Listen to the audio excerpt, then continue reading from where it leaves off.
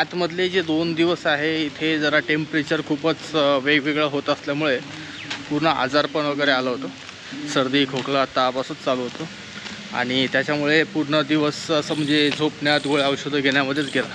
त्याच्यामुळे बाहेर पडणं काही शक्यच झालं नाही. आपण याच हॉटेलच्या मागच्या साईडला एक हेमाडपंथी मंदिर आहे. ते हेमाडपंथी मंदिर बघायला जाणार आहे. तुम्ही आता बघितलं की जसं मी चालून आलो तर चालत येत असतानाच इथेच तुम्हाला हे मंदिर दिसतं.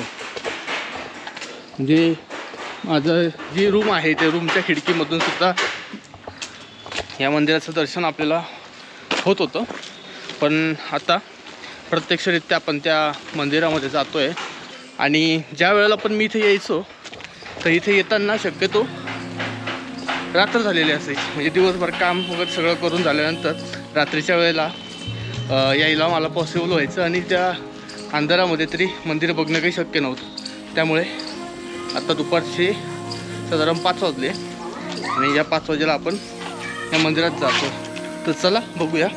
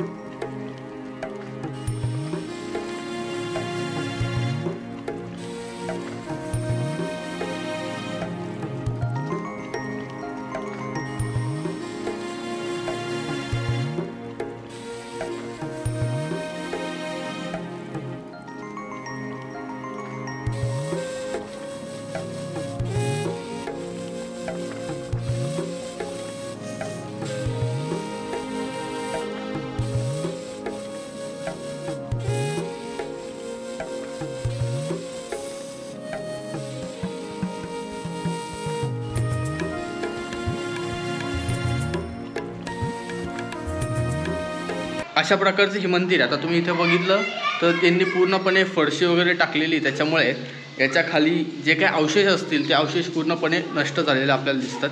त्यासोबतच जर मंदिराला तुम्ही बघितलं तर इथे कलरिंग काम केलं असल्याचं लक्षात येतं. पण नंतरच्या काळामध्ये आय थिंक तो कलर काढायचा प्रयत्न वगैरे केलेला आहे जेणेकरून दगडाला दुसरी कुठल्या प्रकारची हानी होणार नाही या कारणाने हा रंग काढलेला दिसतो. आणि मंदिराचं जर बांधकाम बघितलं तर बांधकाम हे बेसॉल्ट या दगडातलं आहे. आता खास करून आपण जर महेश्वरची मंदिरं बघितले तर महेश्वरच्या घाटावरची जे मंदिरं आहेत त्या घाटावरची मंदिरं हे पूर्णपणे आपल्याला नंतरच्या काळामध्ये बांधलेले दिसतात. पण हे एक गावामधलं मंदिर आहे आणि गावामधलं मंदिर असल्यामुळे इथे आपल्याला जे हेमाडपंथी स्टाईल आहे म्हणजे 13व्या शतकातले जे काही मंदिरांचे प्रकार येतात हे हेमाद्री उर्फ हेमाडपंथ यांच्या कलाकुसरीने तयार झालेले जे मंदिर आहेत त्या मंदिरांपैकी हे एक मंदिर आपल्याला इथे बघायला मिळतं. इथे जर तुम्ही बारकाईने बघितलं तर इथे तुम्हाला वरती घंट्या दिसतात. या ज्या घंट्या आहेत या घंट्या आपल्याला बऱ्याचशा हेमाडपंथी मंदिरांमध्ये बघायला मिळतात आणि त्या घंट्यांवरून त्या काळची जी रचना आहे किंवा त्या काळचं जे बांधकाम आहे ते बांधकाम किती सुंदर आहे हे लक्षात येतं. आपण हे आहे आतमधलं. वरती जर बघितलं हा आपल्याला घुमट बघायला मिळतो. घुमटाच्या इथे वरती फुलाची नक्षीकाम आपल्याला बघायला मिळते. हा झाला आतमधला भाग. आता बघूया बाहेरच्या भागामध्ये काय काय स्ट्रक्चर आहेत, कुठल्या मूर्त्या वगैरे आहेत किंवा बांधकाम कसं केलेलं आहे, वरती आंबलक आहे कळस आहे किंवा काय आहे या सगळ्या गोष्टी आपण बाहेरच्या बाजूने काय आहेत ते बघूया. हा आहे त्याचा बाहेरचा भाग. समोरून प्रवेशद्वार आहे पण समोरून गेट बंद आहे. त्याच्या समोरच्या बाजूने त्या बाजूने गेट लावलेला आहे तो आपल्याला उघडा बघायला मिळाला. त्याच्यामुळे आपण आतमध्ये जाऊ शकलो. आणि ही जी बाजू आहे या बाजूला आपल्याला लक्षात येतं की बरेचसं सिमेंटचं बांधकाम वगैरे केलेलं दिसतंय. त्या सिमेंटच्या बांधकामावरूनच आपल्याला लक्षात येतं की मंदिरची अवस्था काही दिवसांपूर्वी किंवा काही काळापूर्वी थोडीशी पडझड झालेली असू शकते किंवा त्याला खड्डे वगैरे पडलेले असू शकतात. त्याच्यामुळे त्यांनी तिथे सिमेंट टाकलेलं आपल्याला दिसतं. तर इथे जर पुढे आपण आलो तर पुढे आल्यानंतर आपल्याला इथले काही मूर्त्या एक तर गहाळे झालेल्या असू शकतात किंवा म्हणू शकतो की पुरातत्व विभागाने त्यांच्या संग्रहालयामध्ये ठेवलेल्या असू शकतात. त्या कारणामुळे इथे आपल्याला मूर्त्या बघायला मिळत नाही. जर या कमानीच्या वरती बघितलं तर तिथे आपल्याला हत्ती बघायला मिळतात. हत्तीवरती दोन्ही हत्तींवरती स्वतंत्र स्वार बसलेले बघायला मिळतात. आणि त्याच्या जर मागच्या बाजूला बघितलं तर मागच्या बाजूला तिथे एक छोटा हत्ती, त्याच्यावरती एक सिंह आहे. ओके, म्हणजे कदाचित कुठल्या तरी युद्धासंदर्भात किंवा दोन हत्ती एकमेकांशी लढाई करताय असं दृश्य आपल्याला या इथून बघायला मिळतं. त्याच्यात वरती बघितलं तर तिथे अजून एक कमान आहे.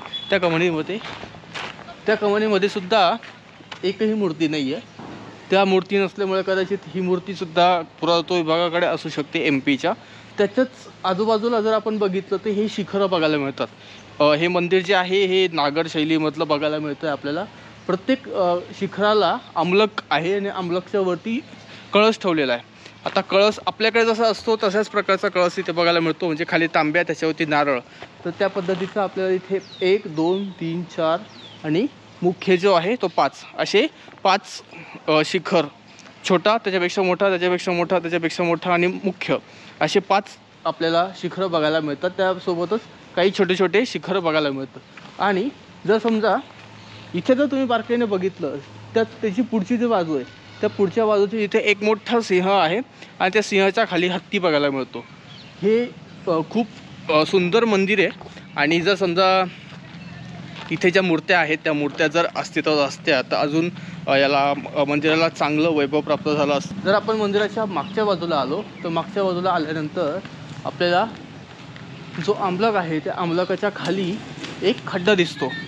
त्या खड्ड्याला खाली एक हे आहे, कदाचित वरती दिवा ठेवण्यासाठी किंवा ज्योत अडकवून ठेवण्यासाठीची जागा म्हणून सुद्धा इथे होऊ शकतो. किंवा आपण एक प्रकारे असं म्हणू शकतो की जिथे झेंडा अडकवला जातो त्या झेंडा अडकवण्यासाठीची जागा आहे ती जागा आपल्याला त्या ठिकाणी बनवलेली दिसते.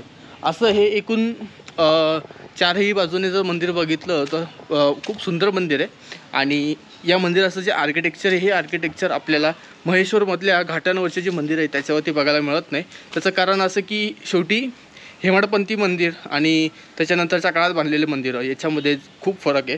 त्याच्यावरची नक्षीकामामध्ये बदल आहे आणि दगडांमध्ये बदल आहे. त्याच्या पूर्ण बनावटीमध्ये सुद्धा आपल्याला बदल बघायला मिळतो. त्यामुळे हा व्हिडिओ तुम्हाला कसा वाटला ते आम्हाला खाली कमेंटमध्ये नक्की कळवा.